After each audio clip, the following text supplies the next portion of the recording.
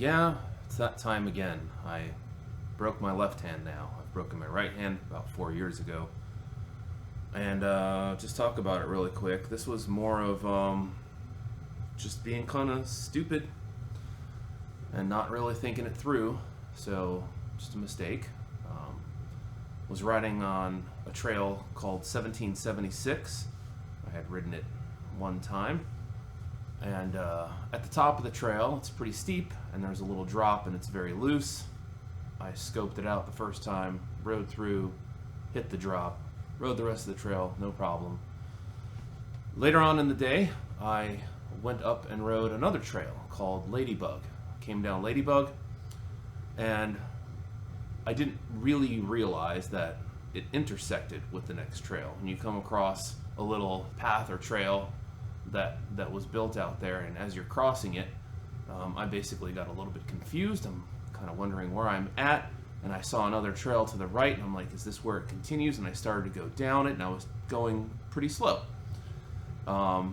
just because I was taking my time. The problem is, as I was going down the trail, and a little too late, I realized that it was the 1776 trail. So I thought to myself at that moment, oh, I know this trail. I'm coming right up on the drop. I've got enough time. Just let off the brakes. I'll gain enough speed. Sad reality, I did not gain enough speed. So I did a classic OTB. Front end dropped.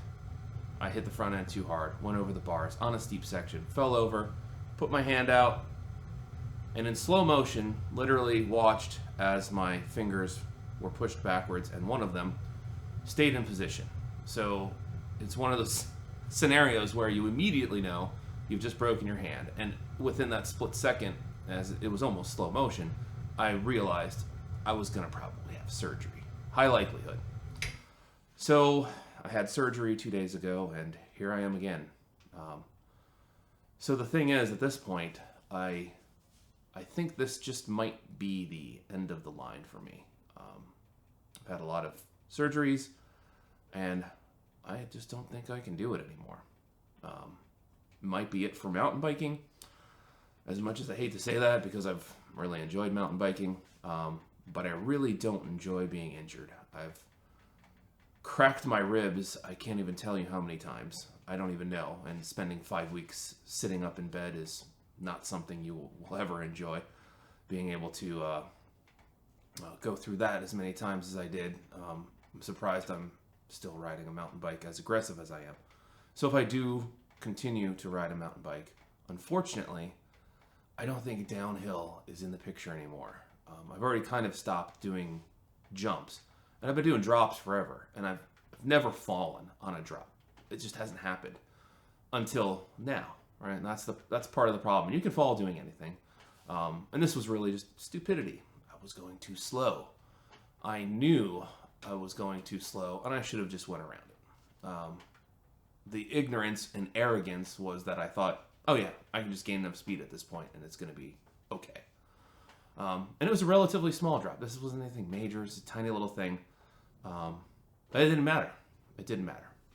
So, yeah, I think that's where I'm at.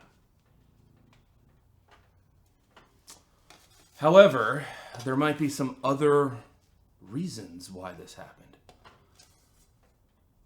1976. I was riding 1776. I was born in 1976. This is my 1776, 1976, 200 years wall legend broke. And this crash happened when I was at the age of 46 again. So there's like a Q drop here, I think, maybe, you know.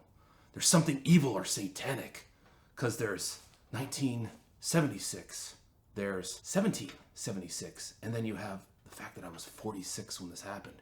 And that's 3 sixes, so it must be 666. It's satanic. Q-bomb!